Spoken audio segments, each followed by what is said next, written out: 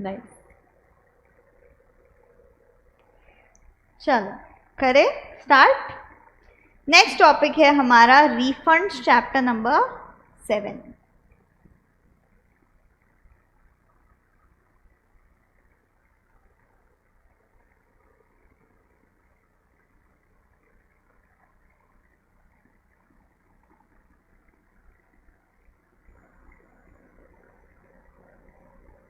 Sometimes customs duty is found to have been paid in excess of what was actually leviable on the goods.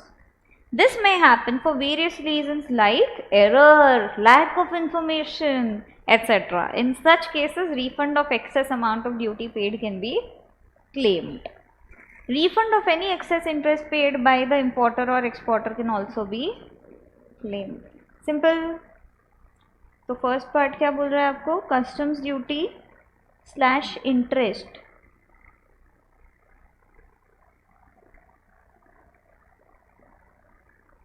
Paid in excess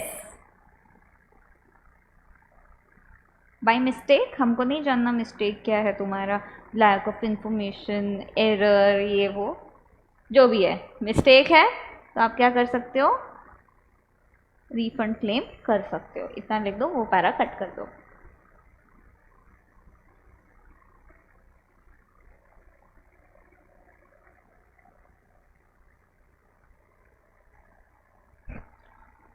इसके अलावा हमने देखा refund of IGST,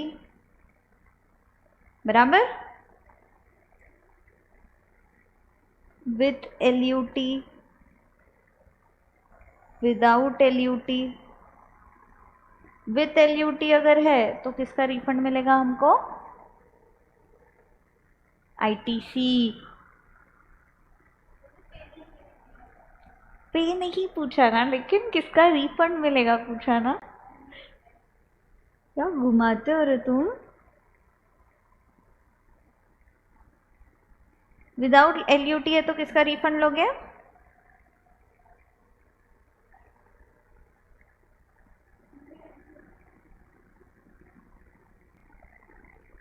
अच्छा सबसे पहले मुझे बताओ, नेक्स्ट पार्ट पढ़ने के पहले, ये रिफंड कौन मांगेगा,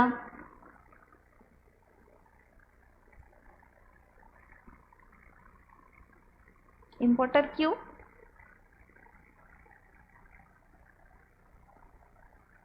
परफेक्ट। तो जो पे कर रहा है वो मांगेगा, खत्म।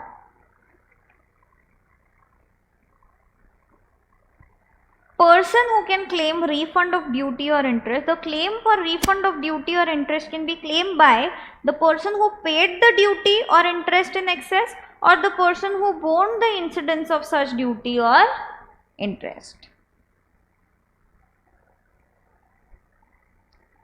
तो रिफंड किसको मिलेगा,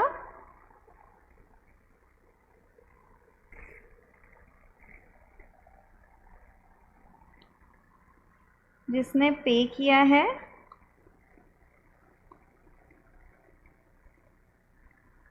who paid or who has borne।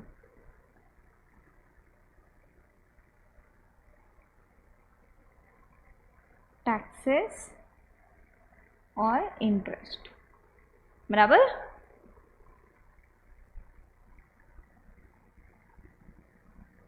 Application for refund to be made in proper form and manner. The claim for refund of any duty or interest paid or borne by the claimant must be made in such form and manner as may be prescribed. Cut prescribed, इधर ही लिखते हैं।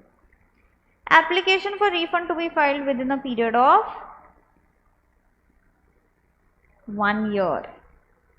GST में कितना साल था, time limit to claim refund, customs में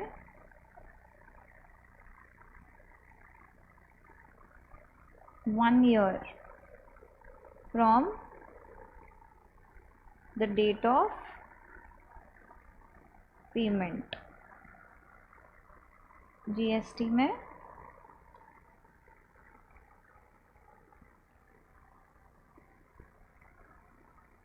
2 2 years. Done.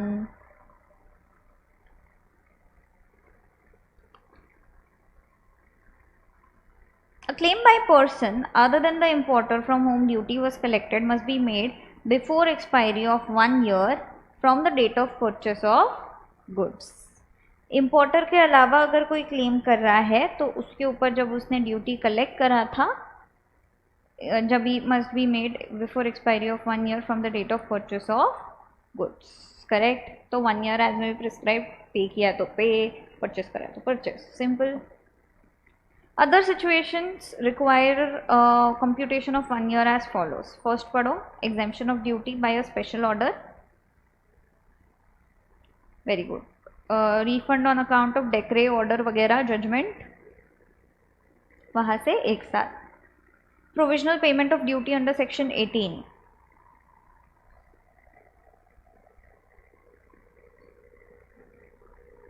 Provisional payment अगर किया था प्रोविजनल असेसमेंट बेसिस पे, तो जब फाइनल हो जाएगा उसके 1 महीने के अंदर. सेम है क्या उधर इधर? No limitation in case of duty paid under protest. The limitation of 1 year shall not apply where any duty or interest has been paid under protest. Hence, in case of duty or interest paid under protest, refund claim may be filed without any time limit. However,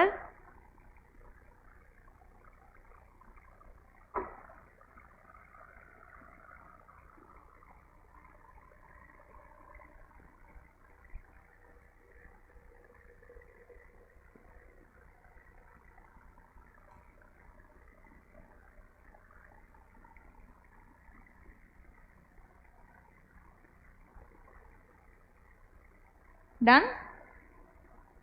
minimum amount of, मुझे लगा high बोलोगे.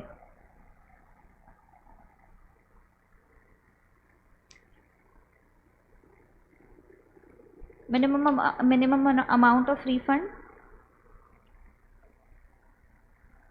उधर पे कितना है? GST में है 1000, customs में है 100. जीएसटी में अभी जो इन्होंने अमेंडमेंट के लिए मतलब काउंसिल मीट लिया था, तभी उन्होंने बोला था कोई मिनिमम लिमिट नहीं लगेंगे, हम हटा देंगे, बट आपके लिए एप्लीकेबल नहीं है वो. तो जो आपके लिए एप्लीकेबल है हम खाली वही लिख रहे हैं. ठीक है, ठीक है. कट कर दिया.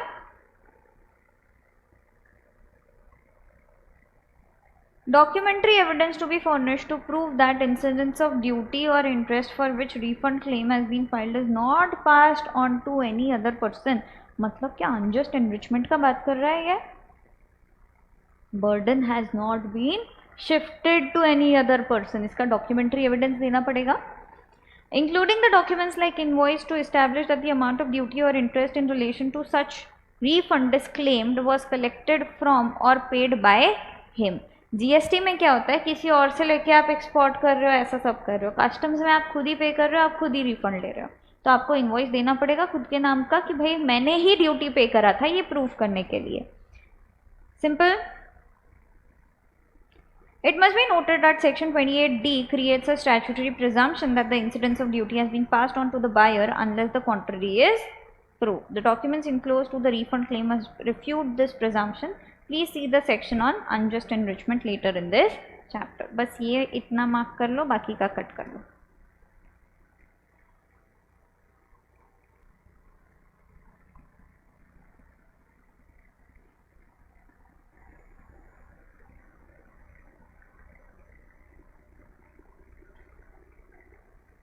डन. घर पे लिखना, मार्किंग कर लो.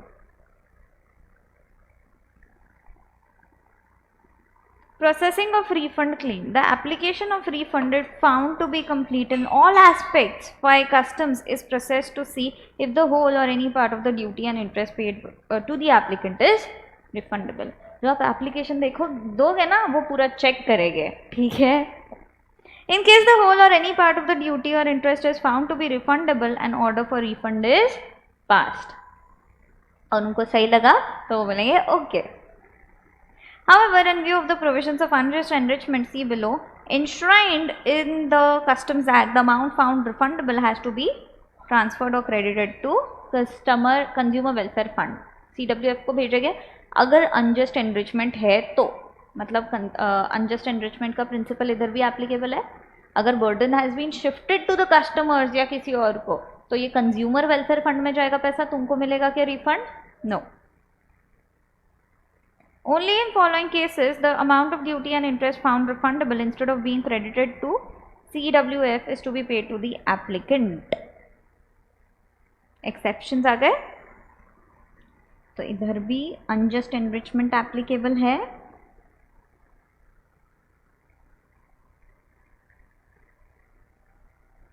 That is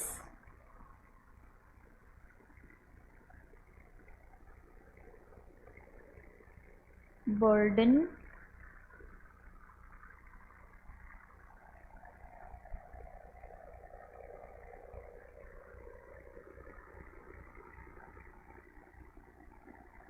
should not be shifted. Correct?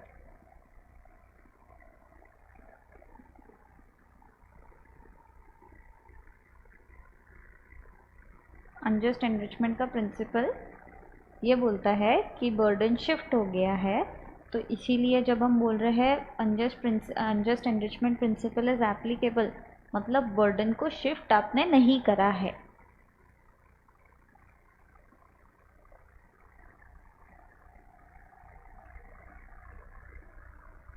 Unjust enrichment principle अगर एप्लीकेबल है, तो अगर अनजस्ट एनरिचमेंट है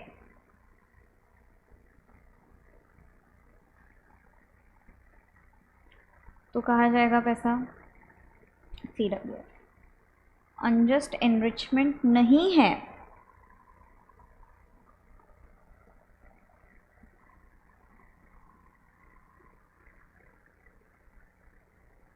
मतलब आपने बर्डन शिफ्ट किसी और पे नहीं किया है। तो अगर ये कंफ्यूजिंग लग रहा है तो मत लिखो, वो इसलिए लिखा है क्योंकि अनजस्ट एनरिचमेंट का क्या इम्प्लीकेशन हो रहा था ऐसा, ठीक है।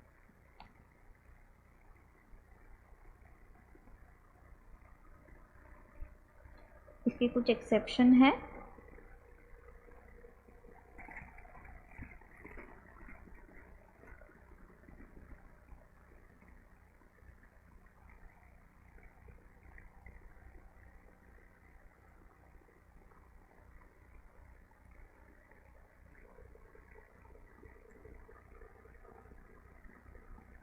डन।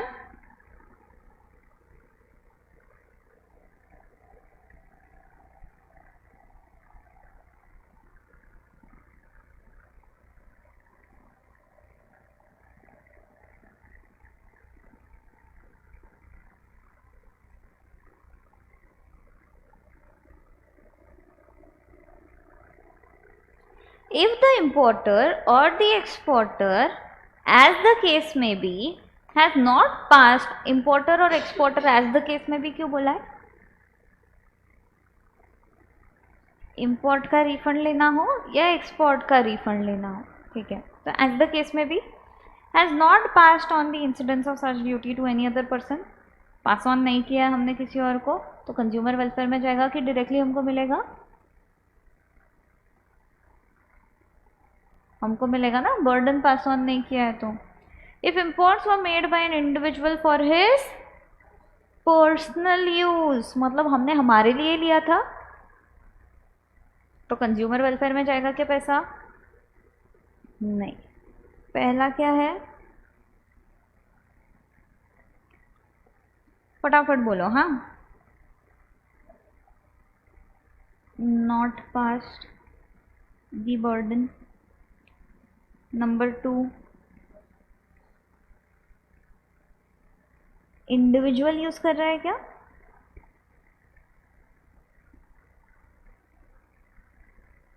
इंपोर्ट्स नहीं, बता दो, साथ में लिखते हैं फिर मैं टाइम दे दूँगी क्योंकि अच्छा है। Next,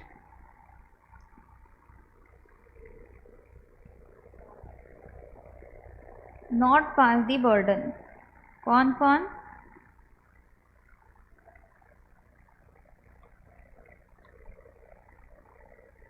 bye importer slash exporter, इधर ही हम ऐड कर दे buyer. Done. Fourth point,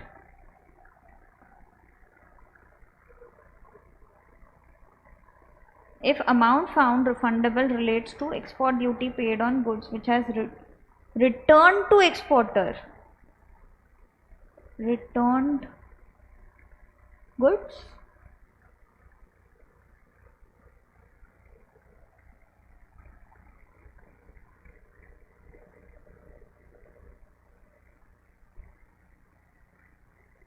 export नहीं लिख रहे हो, टैक्स पे किया था, रिटर्न कर दिया, रिटर्न कर रहे हैं, सिंपल। अगला क्या है? Relates to drawback of duty under section 74 और ऑफ कस्टम्स। हाँ, नेक्स्ट,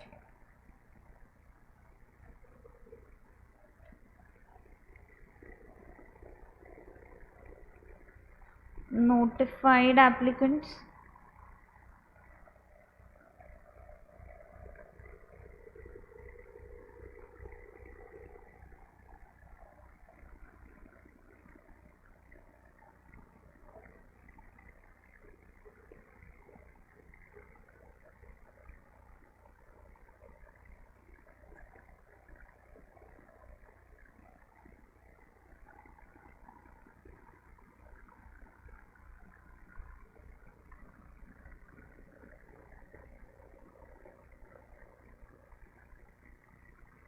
सेल्फ असेस्ड और reassess, simple.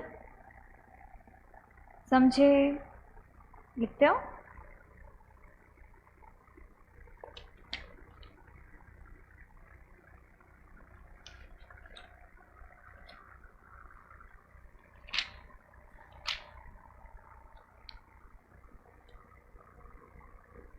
%50 chapter done. Unjust enrichment next part दिया है, वो अपना ऑलरेडी इसमें बहुत हद तक डिस्कस हो गया।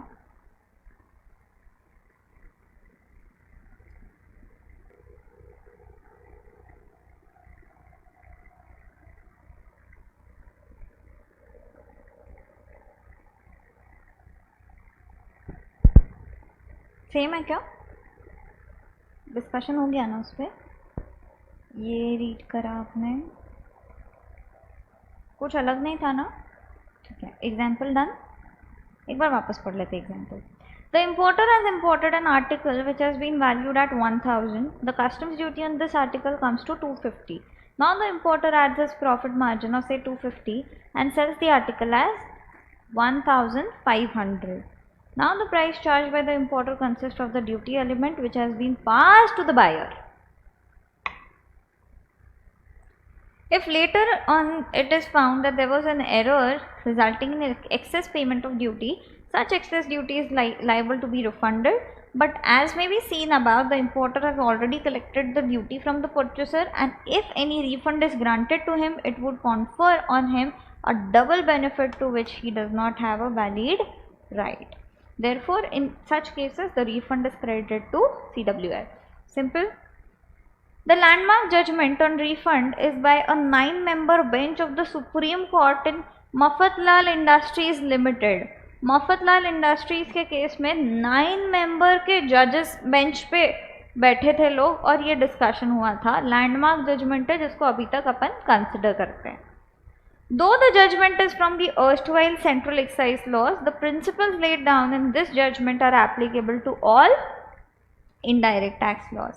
The principles laid down in this judgment can be summarized as under. Mafatlal industries landmark judgment, ये आप हेडिंग दोगे पूरा, और ये जो पॉइंट्स है अगर कुछ रेलेवेंट लगे तो हम सारे के सारे लिखेंगे, ठीक है? फर्स्ट पॉइंट पढ़ो।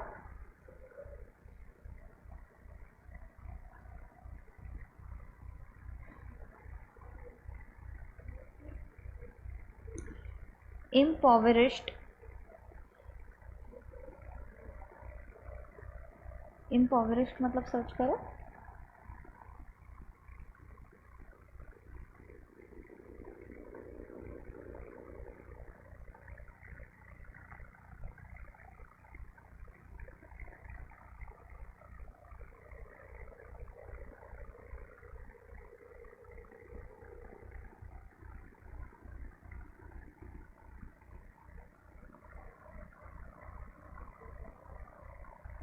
ठीक है।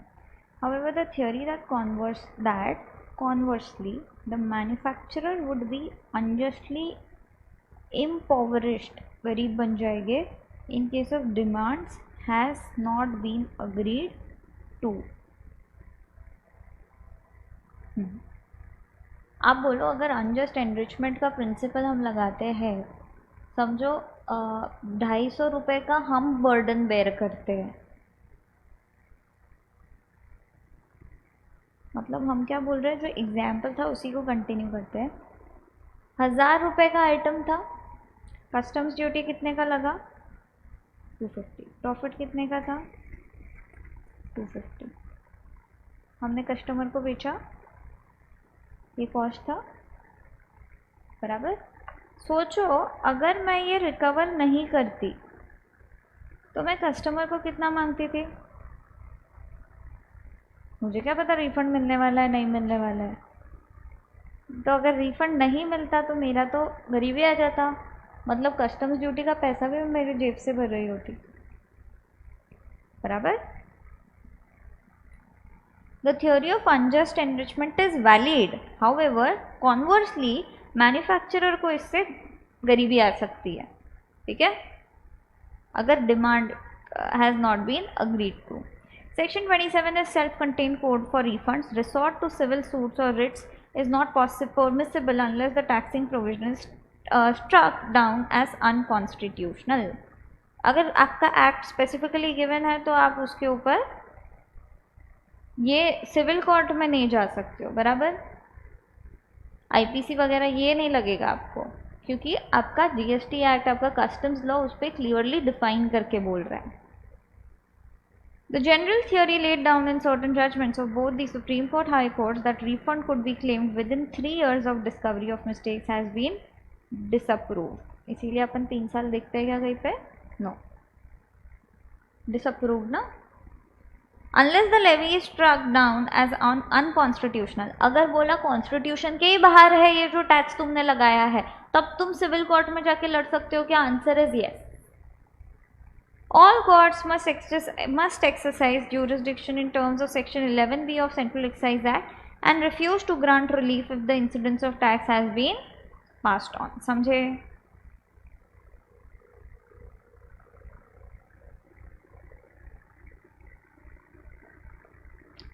Whatever amount is collected as duty will have to be paid to the government. If excess is collected, then that is also payable. It would be credited to consumer welfare fund or given as refund to the person who has borne the incidence of tax. Same चीज़ उधर पे भी, access भी है तो भी आप पे करोगे, भले ही गवर्नमेंट उसको कंज्यूमर वेलफेयर फंड में डालेगा या जिसने एक्सेस पे किया है उसको पे करेगा, बट तुमको डिपॉजिट करने का है, correct.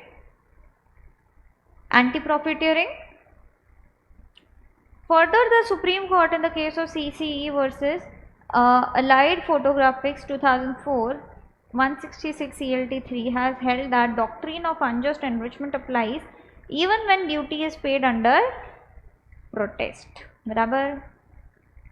It has been held that even if there is no change in price before or after assessment, that is before or after imposition of duty, it does not lead to the inevitable conclusion that incidence of duty has been passed to the buyer. As such, uniformity must be due to various factors, बराबर। अब unjust enrichment लग जाता है तो burden हमको पास करना है क्या, नो। एक्सेप्शंस है इसके, वही है क्या जो अपन ने सारे उधर देखे, पढ़ो जोर से।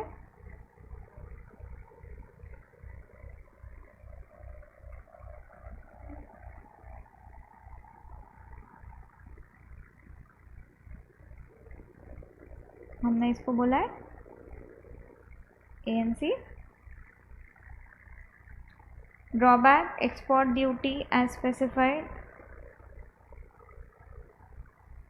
क्या हो गया?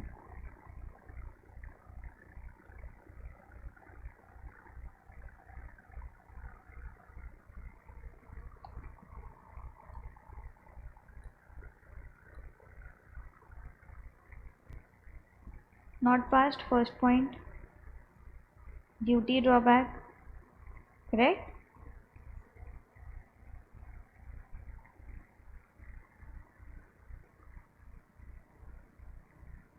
Returned export वाले सेम टू सेम है क्या? एक बार नज़र घुमा लो.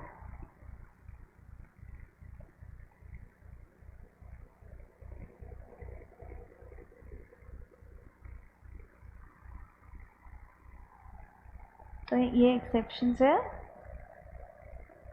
एक दो, ये भी सेम टू सेम. सीजी को लगता है सेम टू सेम. सिंपल. चलो 75% done. Next part. State briefly with reference to the provisions of Section 27 of Customs Act 1962 whether the principle of unjust enrichment will apply in case of refund of excess duty paid on car imported for. बताओ सोच के answer. नहीं लगेगा, exception में जाएगा क्योंकि personal use के लिए इंडिविजुअल कार ले रहा है. तो अनजस्ट एनरिचमेंट लगेगा क्या? No, will not apply.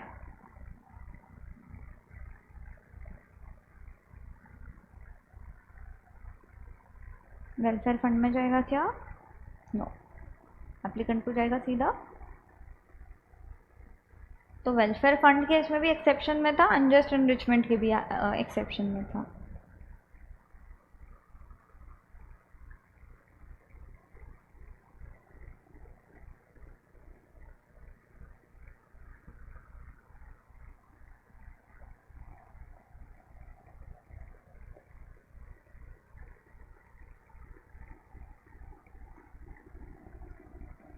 बराबर.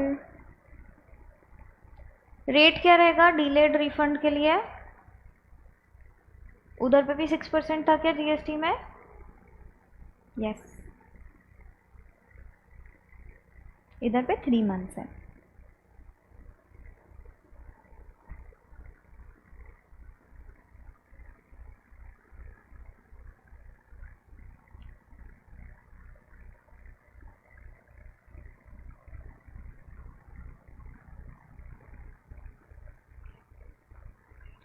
Rate of interest for delayed refund.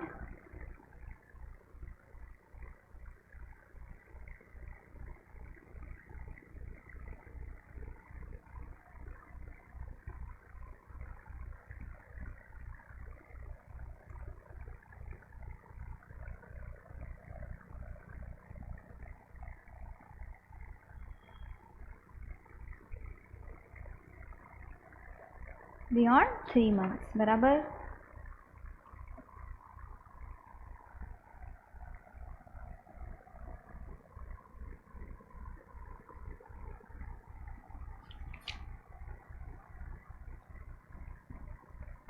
From the date of receipt of application of refund. बराबर.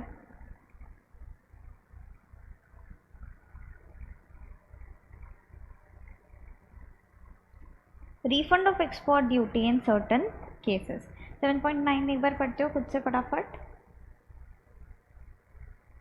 साथ में पढ़ना है. The Customs Authority has to finalize refund claims without delay upon receipt of refund application in proper form along with all the documents. In case any duty ordered to be refunded to an applicant is not refunded within 3 months from the date of receipt of application for refund, interest is to be paid to the applicant. The range is 5% to 30%. लिखना है तो लिख सकते हो range.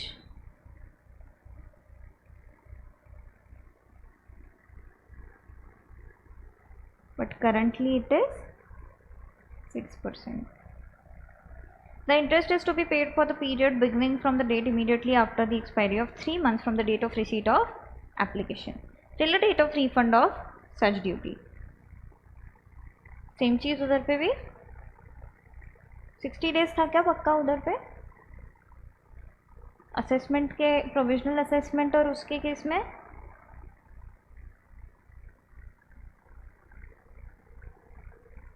अगर liability उनका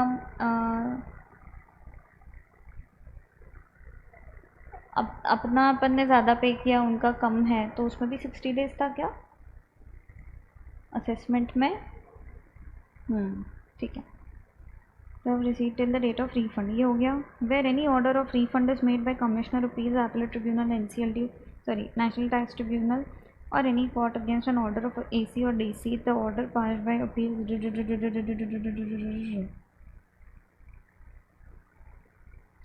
कोई इन लोग ने ऑर्डर पास किया या कोई भी ऑर्डर पास हुआ, ऑर्डर के 60 डेज के अंदर अंदर। In other words, in cases where no refund claim has been made, if a refund results from an order passed by the appellate authority, the refund is to be paid within 3 months from the order. Correct? Application या order, as the case may be.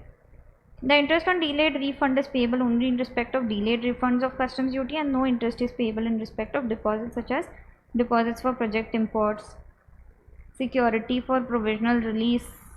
इसमें हमको नहीं मिलेगा interest कि हम कुछ security रख रहे हैं, इसमें डिपॉजिट कर रहे हैं प्रोजेक्ट इंपोर्ट्स याद है क्या आपको? बैगेज क्लासिफिकेशन में देखा था हमने, एक आइटम को नहीं करते हुए प्रोजेक्ट के अंदर में पूरा ला रहे हैं, बट उनको कुछ सेफ्टी तो चाहिए अपने साइड से, तो कुछ डिपॉजिट ले रहे हैं हमसे वो, तो उसमें कुछ इंटरेस्ट मिलेगा क्या हमको? No.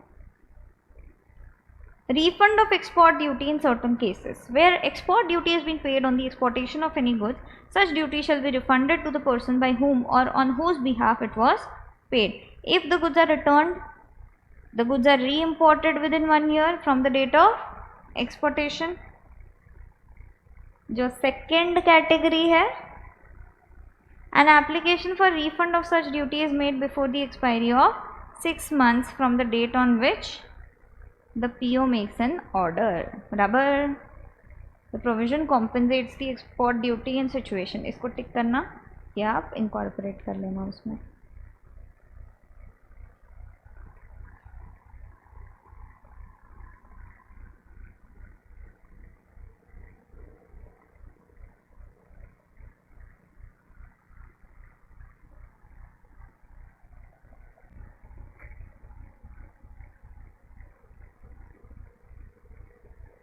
Refund of import duty, बराबर? देखिए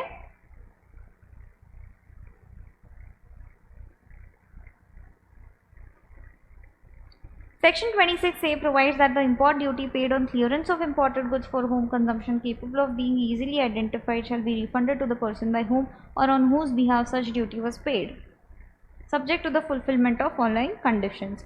Goods are defective not as per specification. The goods are found to be defective and not in conformity agreed upon between the importer and supplier. However, the goods should not have been worked upon, repaired or used after importation except where such use was indispensable to discover the defects or non-conformity with the specification. आपने मंगवाए 100 laptops, आपने import तो कर दिया, अगर आप रीलैंग्वेज करते हो टाइटल तो ठीक है, रीलैंग्वेज करना मतलब आप क्लियर नहीं कर रहे हो, पहले ही नहीं ले रहे हो, तो फिर तो आपको नहीं लग रहा है ड्यूटी। बट हमने गुड्स मंगवा लिए, कंप्यूटर चालू करके देखा, एरर 404 एरर यूज़ करके हमको पता चला अरे ये तो चालू ही नहीं हो रहा है। तो अगर बेसिक यूज़ करना ज़रूरी है to check whether there are any defects या वो अपने कंफर्मिटी में है कि नहीं, तो वैसा चलेगा। उन केसेस में हम उसको रिटर्न करेंगे और रिफंड मंगवाएंगे। Yes, goods identified as imported goods, the goods are identified to the satisfaction. ये कंडीशंस है, एक तो डिफेक्टिव होना चाहिए या स्पेसिफिकेशन के हिसाब से नहीं है, गुड्स को वही गुड्स होना चाहिए जो आप रिटर्न कर रहे हो, नो ड्रॉबैक क्लेम्ड, आपने उसका कोई ड्यूटी ड्रॉबैक क्लेम नहीं किया था, पता चले आपने अगर एक जगह से ऑलरेडी ड्यूटी ड्रॉबैक क्लेम कर दिया तो रिफंड मिलेगा क्या? No. Importer exports the goods, relinquished title to goods, destroys or renders them commercially valueless. The goods are exported, the importer relinquishes the title, such goods are destroyed or rendered commercially valueless in the presence of PO. इसके साथ साथ एक minute, एक तो importer ने उसको export करा हो सकता है उसको वापस, या वो टाइटल अपना छोड़ सकता है। कुछ कुछ केसेस में चेक करना ज़रूरी है ना, अगर कुछ केसेस में उसको बिना चेक करे समझ में आ रहा है और उसने नहीं लिया तो नहीं लिया। डिस्ट्रॉयज और रेंडर्स देम कमर्शियली वैल्यूलेस, या पता चल रहा है कि ये तो गुड्स एकदम ही बेकार है, मतलब हमने मंगवाए थे सपोज पीनट्स मंगवाए थे बट उसमें पूरे वर्म्स निकले, तो हमको उसको डिस्ट्रॉय करना पड़ेगा, उसको वापस एक्सपोर्ट करने में कोई सेंस नहीं बनता है। तो या तो आप उसको एक्सपोर्ट कर रहे हो, या तो अपना टाइटल ड्रॉप कर रहे हो, या तो उसको डिस्ट्रॉय कर रहे हो, या तो रेंडर्स देम कमर्शियली वैल्यूलेस, ये तो बता रहे हो इसका कोई वैल्यू है ही नहीं है, गुड्स इतने ख़राब हो चुके हैं। ठीक है, the goods are exported, relinquishes the title, destroyed, commercially invaluable in the prescribed manner within 30 days from the date on which PO makes an order for the clearance for home consumption।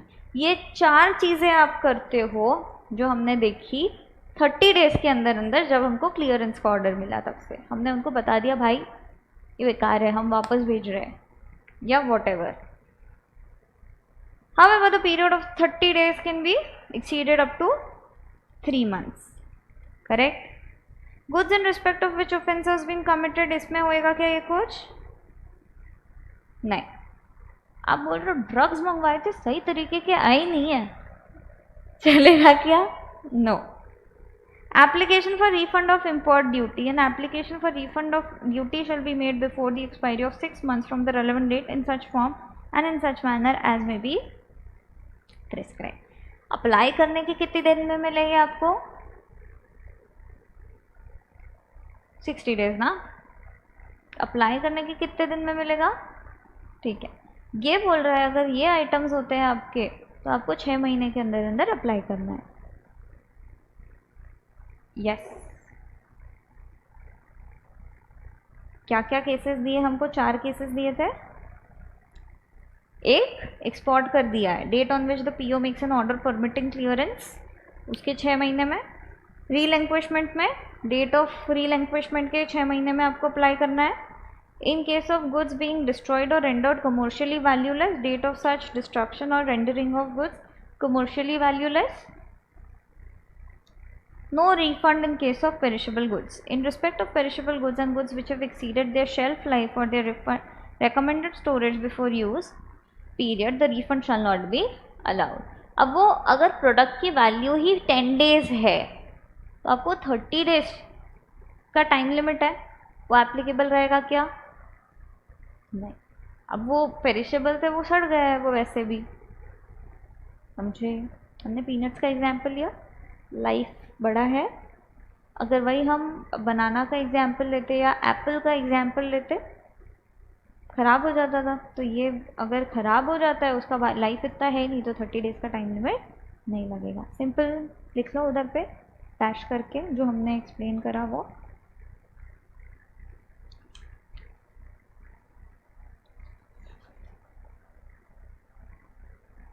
क्योंकि आप कल तक तो भूल जाओगे। और ऊपर पे भी मार्किंग कर लो जहाँ जहाँ कुछ कुछ लिखना है आपको। तो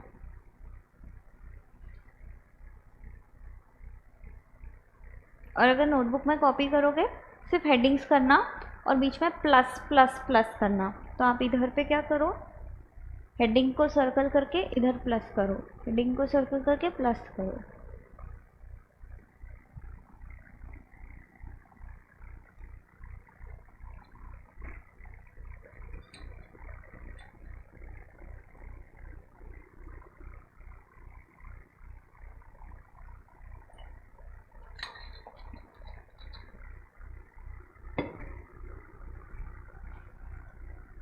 Last page of this chapter.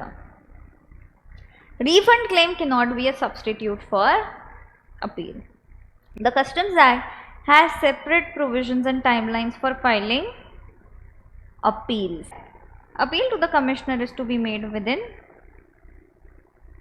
आ गया थोड़ा सा, कितने दिन के अंदर अपील करना है? देखो इधर, appeal to commissioner within 60 days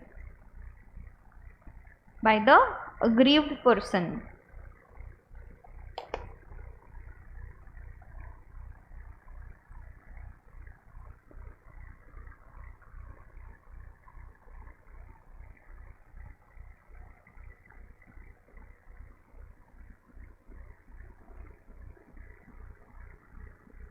done.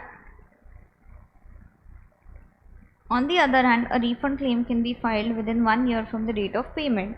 ऐसा है क्या, रिफंड क्लेम कर लिया तो आप अपील नहीं कर सकते, अपील है तो रिफंड नहीं करा, वो साइमल्टेनियसली चल सकता है, कोई सब्सटीट्यूट नहीं है एक दूसरे का. However, a refund claim cannot be a substitute for an appeal. In the case of Priya Blue Industries Limited, duty was assessed on the imported item and the importer paid the duty under protest. Thereafter, the importer filed a claim for refund of the duty. In this matter, the Supreme Court ruled that once an order of assessment is passed, the duty would be payable as per that order, unless that order of assessment has been reviewed under section 28 and or modified in an appeal, that order stands. So long as the order of assessment stands, the duty would be payable as per the order of assessment. A refund claim is not an appeal proceeding. The officer considering a refund claim cannot sit in appeal over an assessment made by the competent officer.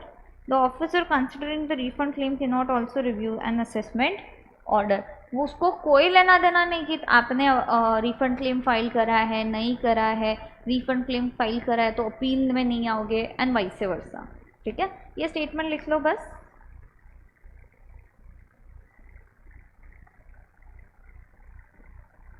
बोलो. A refund claim cannot be a substitute for an appeal. ये para को mark करना, हाँ question बन सकता है इस पर. Please explain this the validity of this statement. तो a substitute for an appeal.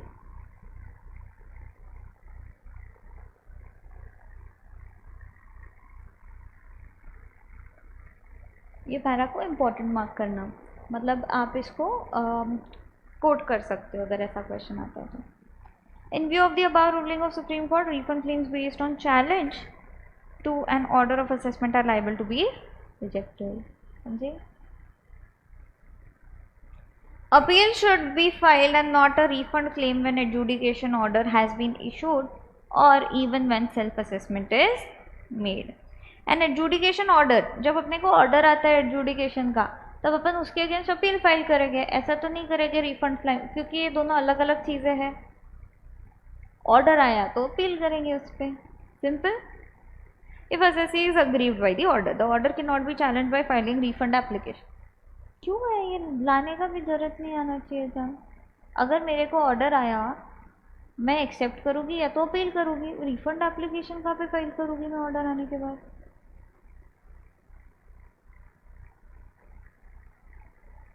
ये केस लॉ पढ़ना पड़ेगा जब फ्री टाइम रहेगा तो. इन्होंने शायद ये लड़ा रहेगा उधर पे. In CCA versus Flock India Private Limited, it was observed refund is in the nature of execution of a decree or order.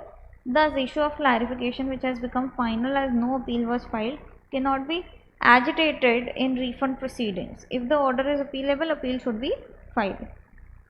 Otherwise, provisions of appeal will become redundant. Refund claim cannot be used as an appeal against an adjudication order. शायद ऐसा हुआ रहेगा, कोई order आया है और आपने refund का एप्लीकेशन दिया है. अगर वो ऑर्डर बोलता है कि रिफ़ंड नहीं मिलना चाहिए, वॉटेवर टैक्सेस का इतना है वो है वगैरह वगैरह, रिफ़ंड एप्लीकेशन आपने फाइल किया, रिफ़ंड की कंडीशन सेटिस्फाई करी, रिफ़ंड मिल गया.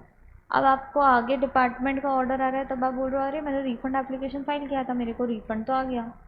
तो ये ऐसा बोल रहे होंगे कि रिफ़ंड जो है ये अपील का सब्सटीट्यूट नहीं है. रिफ़ंड अलग चल रहा है, अपील अलग चल रहा है. Important judgments. प्रिया ब्लू जो अपन ने ऊपर देखा, refund claim cannot be substitute for appeal. Burden of proof that incidence of duty has not been passed on the consumer is on the assessee. हम कोर्ट को नहीं बोल सकते तुम बताओ तुमको क्यों ऐसा लगता है. ठीक है. Banmore Foam ITC Limited का केस है. It has been held that appeal is required to be filed and not refund claim even in respect of self assessment. समझे. सेम चीज़ जो अभी अपन ने डिस्कस करी. ठीक है. यस.